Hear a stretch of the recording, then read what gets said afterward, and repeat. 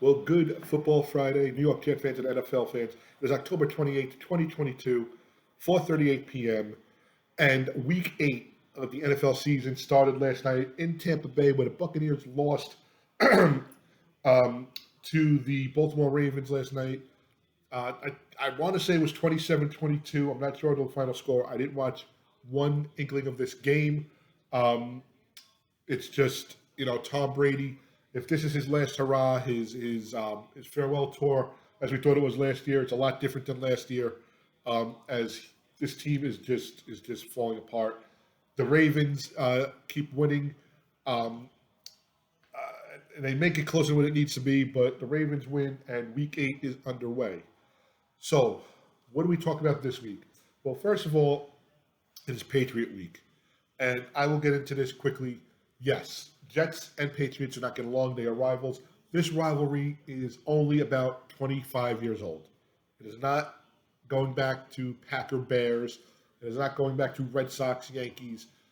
This was back in '97, like I said, um, with Parcells coming over from the Patriots, and that started a whole onslaught.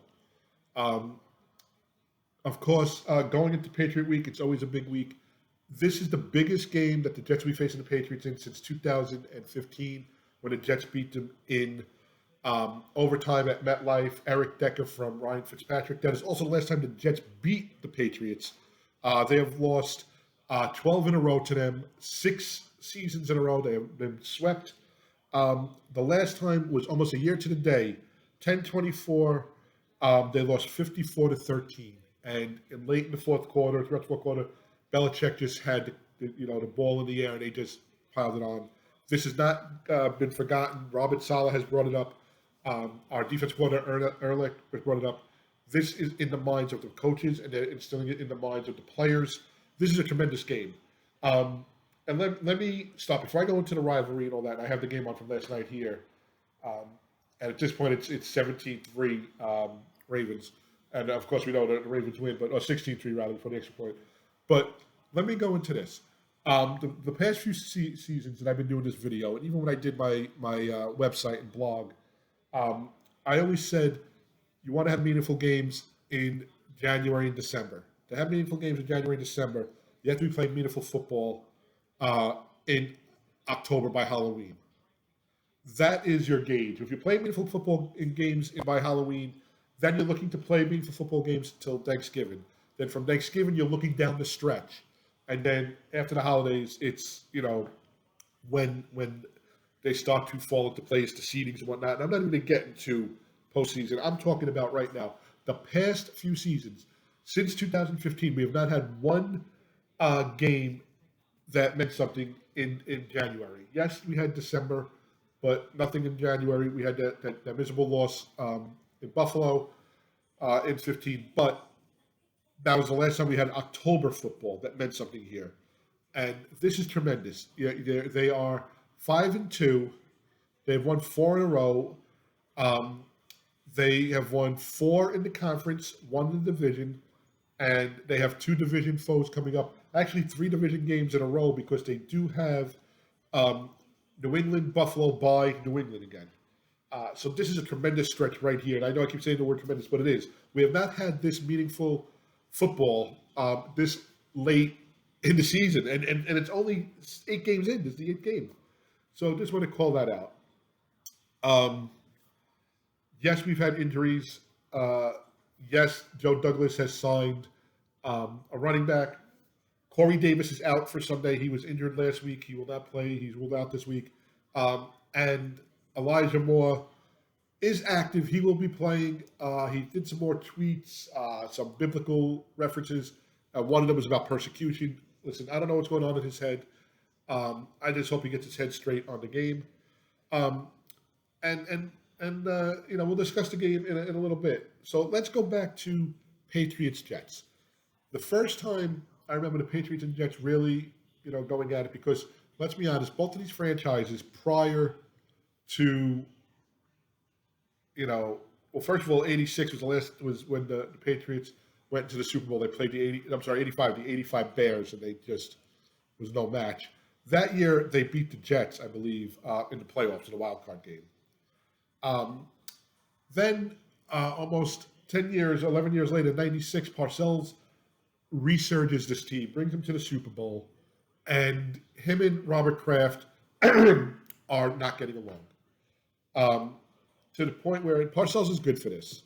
Um, that after the Super Bowl, okay, and I'm going to be honest, there was a rumor that Parcells was leaving the Patriots towards the end of the season, and I was hoping that the Patriots would be knocked out of the playoffs early so they could start negotiations with Parcells.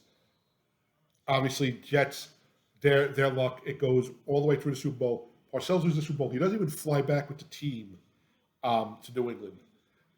Within a couple of days, he resigns from the Patriots, whatever he does, and Leon Hess goes and after getting rid of Rich Kotite, who wasn't fired and he didn't quit, it just kind of like osmosis. He wasn't there anymore. Poof.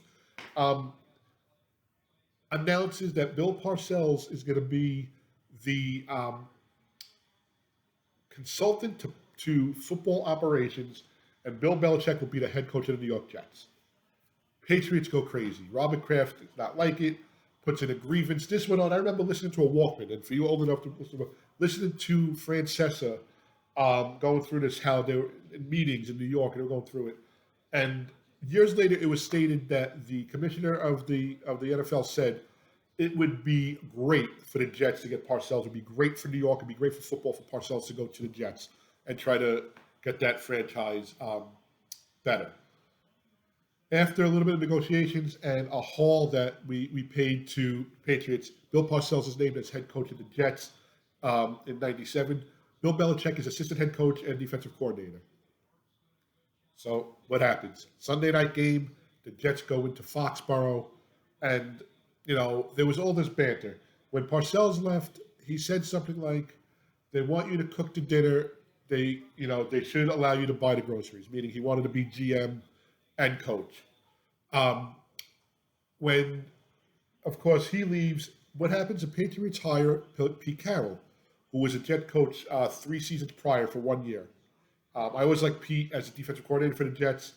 As a head coach, he was a breath of fresh air, but he just was not given a chance by Leon Hess.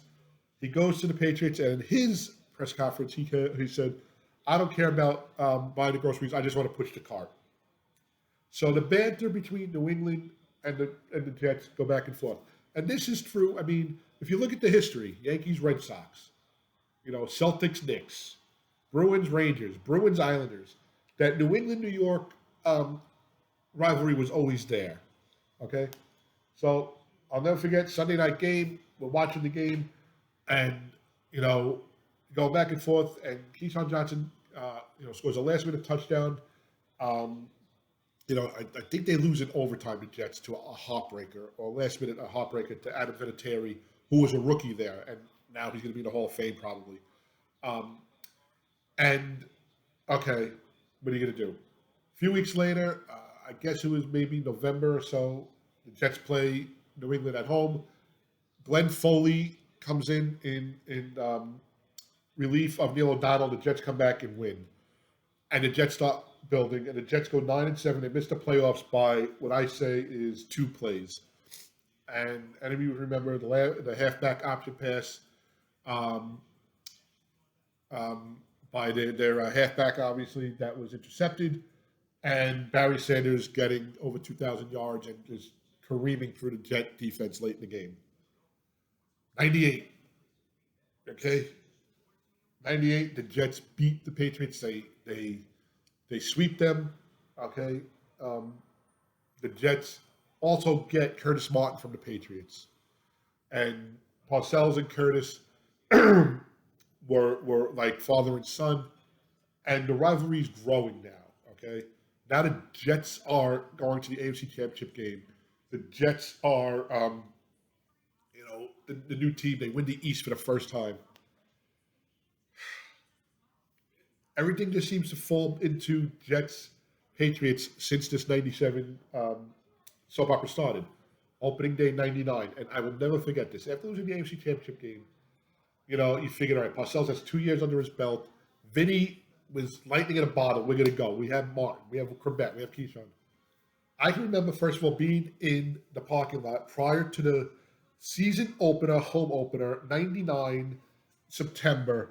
Okay, and listening to the radio. Me and my father tailgating listening to the radio, and somebody called into the radio, and I think it was Francesa used to do the morning show on Sundays for football Sundays, and somebody said, "I got a call. And I was offered uh, to sell my season tickets." He goes, "My season tickets, I wouldn't sell for less than $10,000."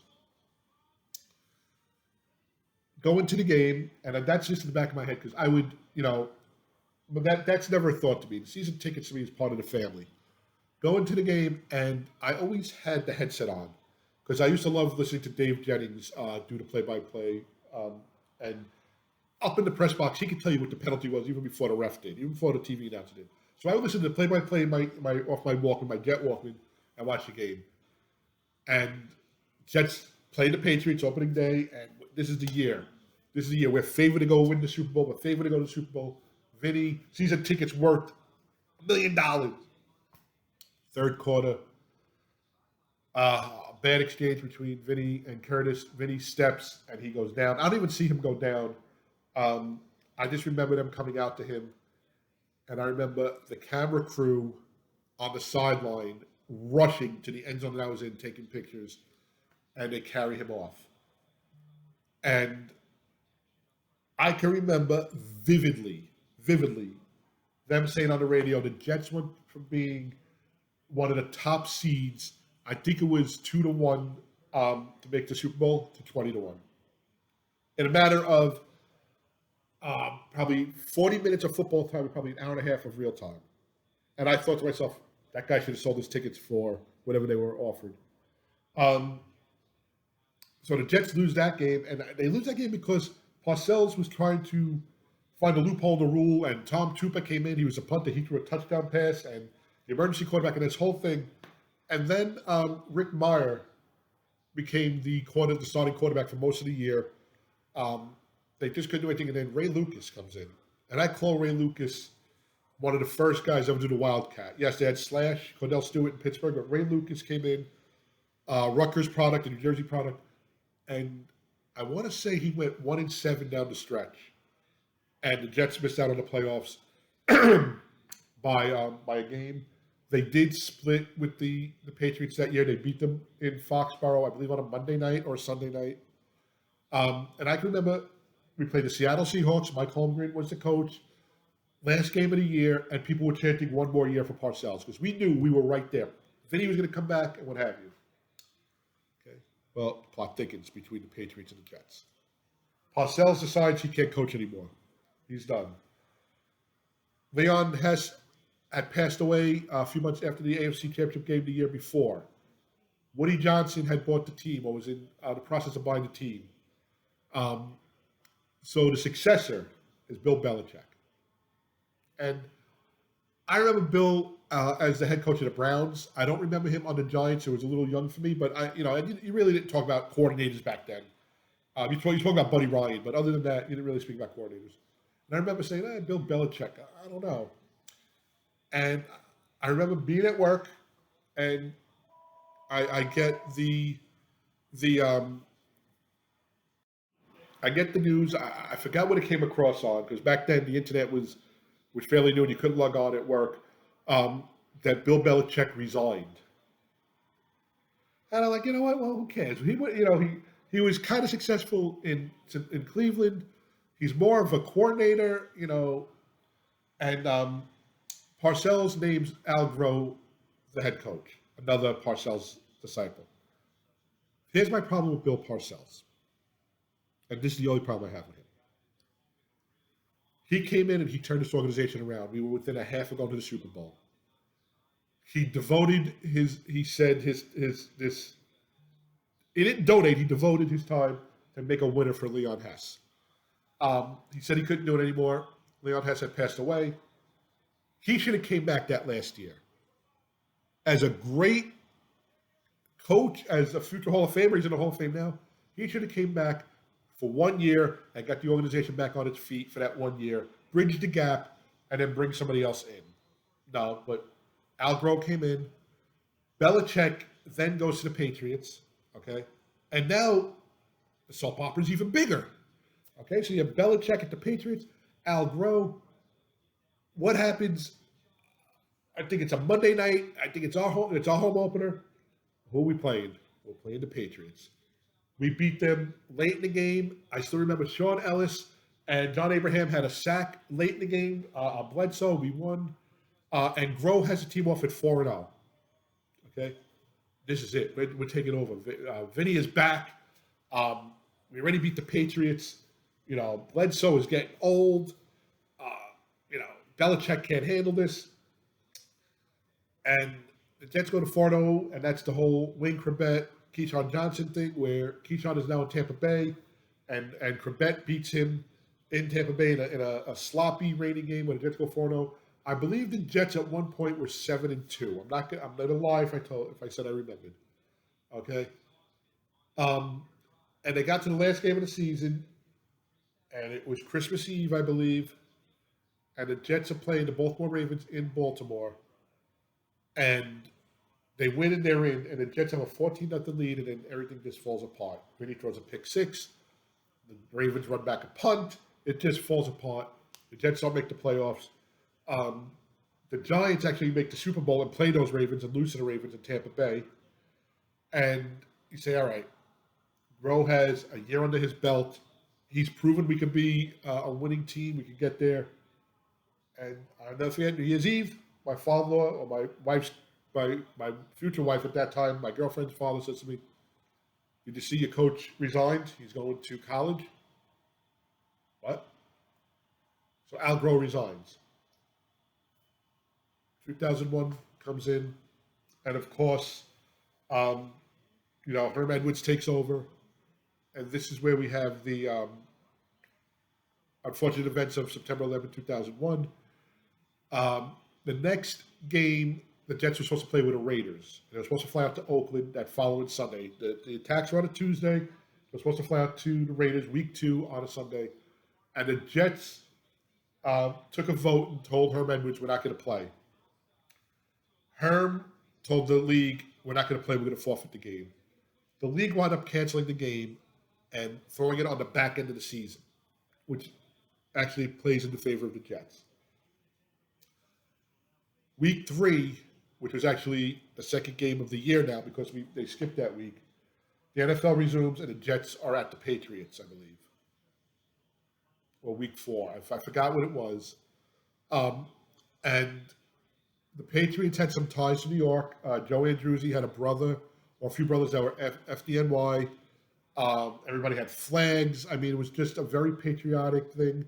Both teams wore NYPD, FDNY, EMT hats. A sloppy game. At this point, I don't think people are really into it. Just watching the game, they're just trying to get back to it. You don't know if you should enjoy yourself. And Drew Bledsoe is scrambling, and Mo Lewis blasts him. I mean, blasts him. Bledsoe goes down, okay? And you're like, wow, they just knocked out the starting quarterback. All right. The scrawny kid comes in, number 12, Brady. Who's Brady? I think my best friend George knew Brady because he was a quarterback for Michigan. And the Jets wound up winning that game. I forgot what the score was. They win it. Bledsoe had a punctured lung. He was all beat up. Brady becomes the starting quarterback. Ironically, I'm watching the game now from last night. Brady's still the quarterback. That was, I believe, in September, October of 2001. We're in October 2022. That's just amazing. Go through the season, and the Jets face the Patriots like December 12th in the old stadium. A muddy, rainy Sunday, not a great week, not a great weather day, and Brady beats them, and I don't know how. I don't know if we beat ourselves or Brady beats them. They make the playoffs, the Patriots. And they're in Foxborough. It's snowing. And I'll never forget this. And my buddy George, who I hope is watching this, will remember this. It's a Saturday night, snowing in the whole East Coast, really, from down here, New Jersey, all the way up to New England. In New England, it was coming down in these big, big flakes, and it was the last game ever played at Foxborough. And facing the Raiders, who are favored to go deep into the playoffs. Um, and well, let me rewind that. Let me rewind a little bit.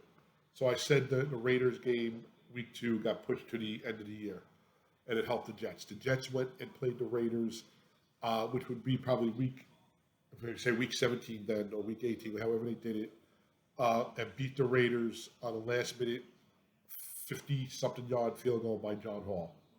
The following week, they went back to Oakland and lost. So Oakland won the first game. The next game, they were coming across the country to face the Patriots. And the game was just, I mean, it was sloppy. Snow, I mean, inches of snow, falling heavy. Now you have Brady. You know, what's going to happen? You know, this kid, you know, how long can he be a Cinderella for? And in came, and look, I don't want to be a hater. God bless him. He's played, 22 seasons. The tuck rule. I don't know how many times I could look at that and say that was a fumble. It was a fumble, and I don't want to say that Brady had the allure back then. He was a rookie. He only played a handful of games, so he didn't get the benefit of the call, but he got the call. So instead of the Raiders basically recovering a fumble, basically I guess putting the game out of reach or could run the game out, Patriots continue to get the ball. They line up for a last minute, last second field goal to tie it, and in the snow, they're kicking the snow out of the way, and Vinatieri hits it, and it's so cold and so, brisk out. So basically, uh, they go into overtime. Same thing. Vinatieri lines up in the snow. The ball goes in sideways. It barely gets over the crossbar, and they go to the Super Bowl a couple of weeks later, and that started it. And then it just built up, and then it went back and forth for many years. We had a few coaches in between that. Um, we then, after Herm left, we had Eric Mangini come in, who was a former Bill Belichick coach. He started off as a ball boy for the Cleveland Browns, and Mangini um, brought over some secrets over to New England, and this is just the way Belichick handles things. Mangini was not on the contract. The Jets had hired him, and Belichick actually canceled all his access to the building in New England.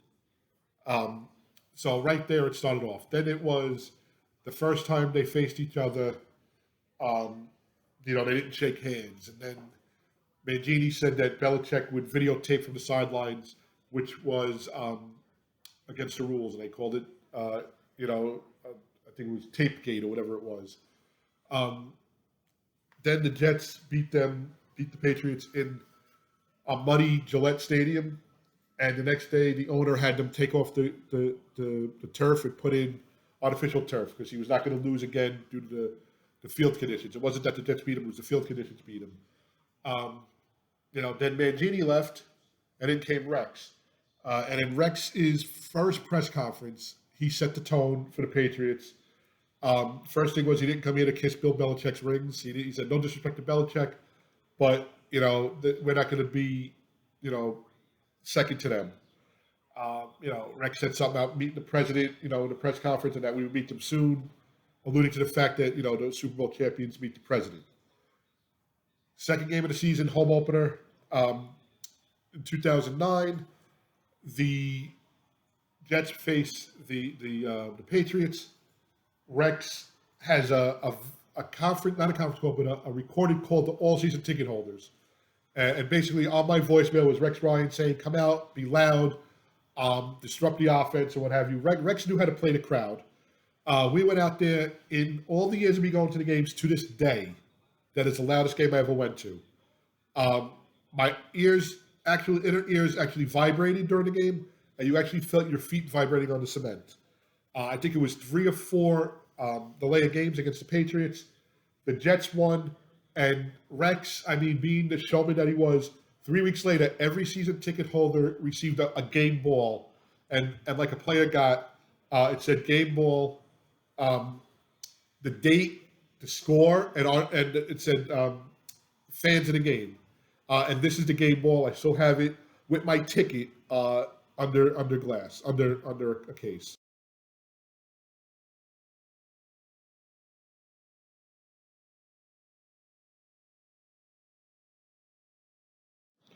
So that's a game ball. Um, that's and I still have that displayed. You know, and so it began. The Jets won that game. I think they split with them that year. The following year, we faced them, and we beat them in week 2 at home, and then they destroyed us. I think it was a Thursday night. They destroyed us 45-3 or something like that. And again, Rex being the gamemanship took the game ball from that one. He buried it, and he's like, "We're burying this. We'll face them again." Uh, at that point, both teams are 9-2. The Patriots win the division. The Jets get the wild card. They go into Indy. Um, Peyton Manning, probably last game in Indy. They first of all mishandled the clock. The Jets come back after Vinatieri kicks a field goal with less than a minute left, and they go up by 2. The Jets kick a last-second field goal. They beat Peyton Manning on the road in Indy. Sets up Foxborough for a Sunday night game. The team and Rex pulled out all the stops. I went the day before the game at MetLife. They had the field open. You walked on the field. ESPN was there. Fireman Ed was there. Mark Gastineau was there. Um, it was amazing. We all felt good. I remember talking to Jody McDonald from ESPN, and I said, "Jody, I think we're going to win." And he says, "Yeah, we're going to win. We're going to handle this team."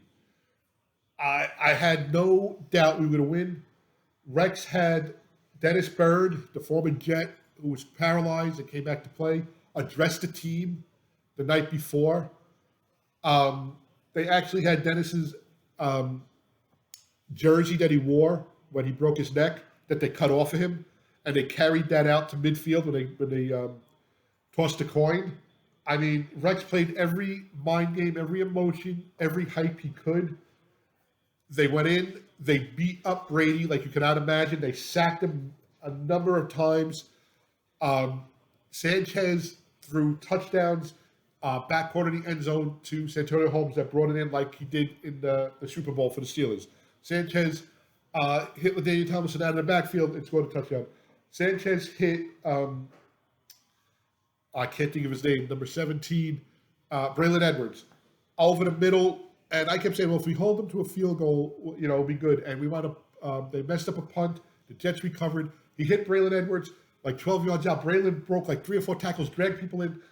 And then Sean Green wound up scoring late, 28-21. It ended. The Jets go to the AFC Championship game. And then from there, it just, kept building. That was the last big win. And then after a few years, Rex was gone. Belichick was still beating us. Belichick was still winning Super Bowls or losing Super Bowls to the Giants. And then came in Todd Bowles. And in 2015, again, the Jets beat them in overtime. Things were looking good. But the end is, the rivalry's been there, but it's been tilted in the Patriot favor for many years. And like I said, the last 6 years, the Jets haven't beaten them. The last time they beat them was December of 2015 in overtime. They've lost 12 in a row. They've been swept 6 years in a row.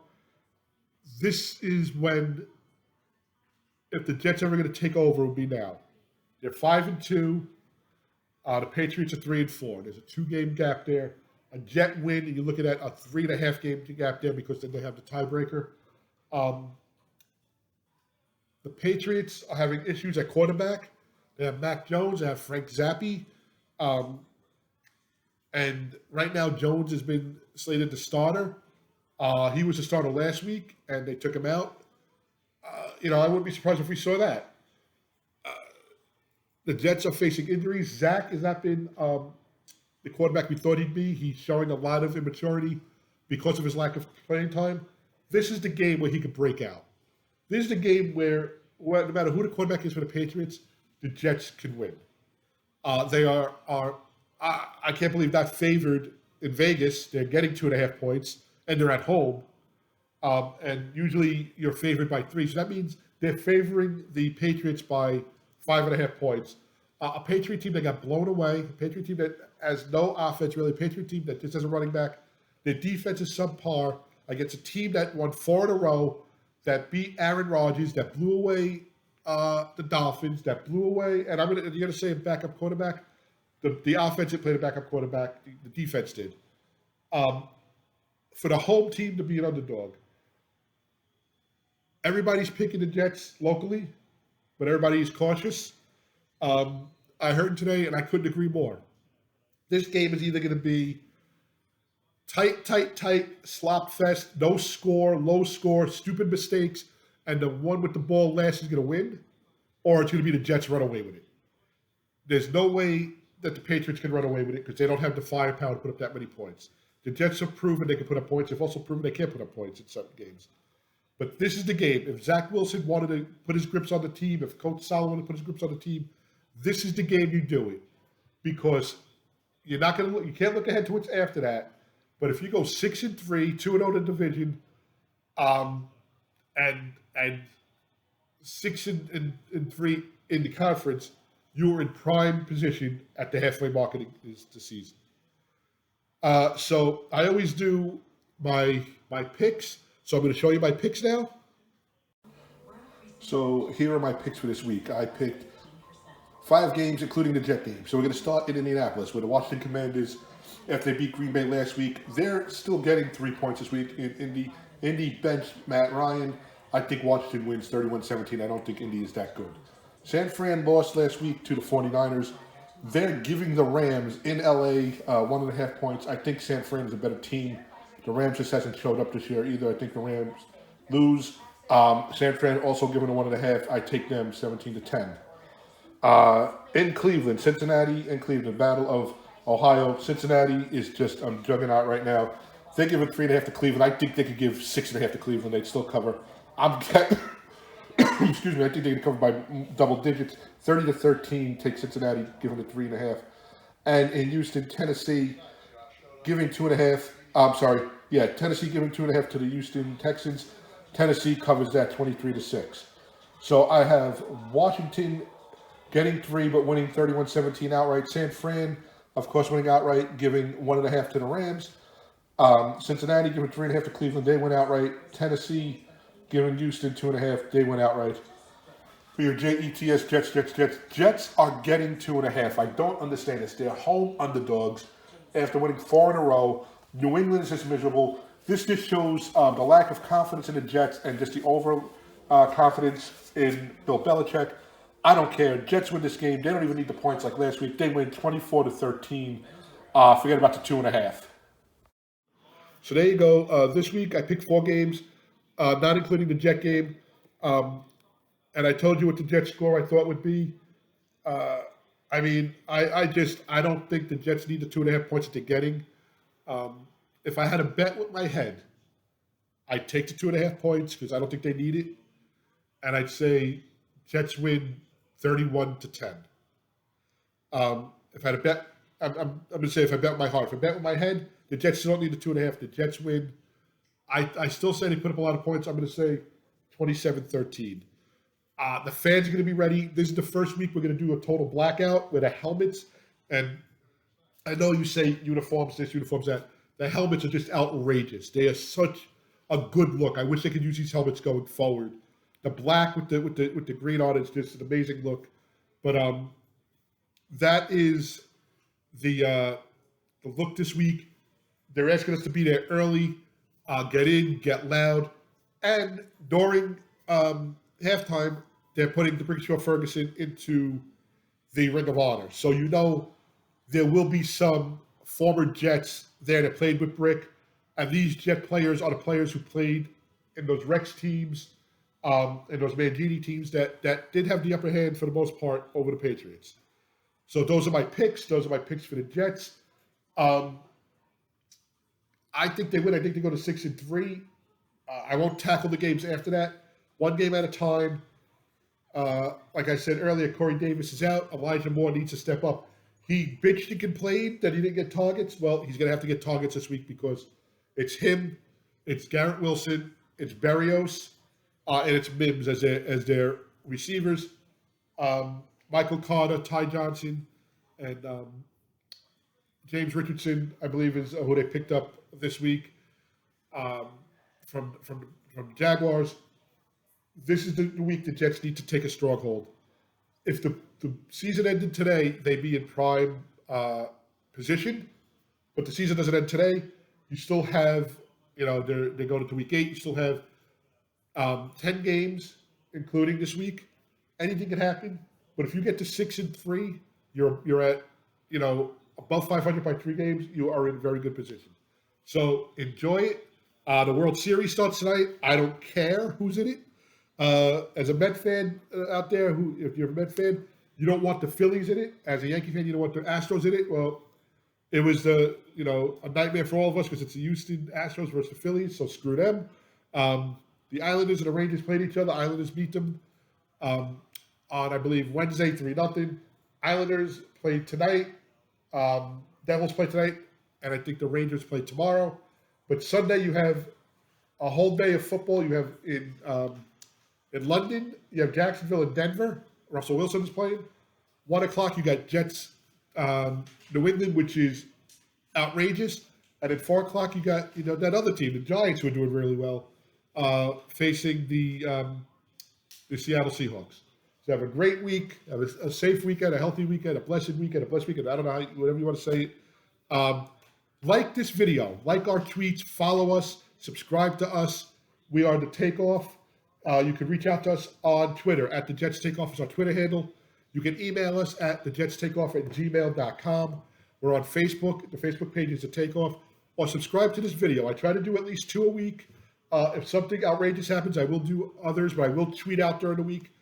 It's called the Takeoff. You can subscribe to it. You can Google it. You can Google my name, Alex Pazziali. Like it, retweet it, favorite it, and send us your videos. Send us your best time at the game, your best memory. Are you going to the game Sunday? Are you taking your kids? What are you wearing? I already told my kids I'm all in black Sunday. That's what I've been wearing the last 4 weeks. That's what we're doing. It's a blackout. And take it from there. Enjoy it. We haven't played meaningful football this late in the season in 7 years, 8 years. We're going into Halloween and we're in second place. So let's just hope it continues.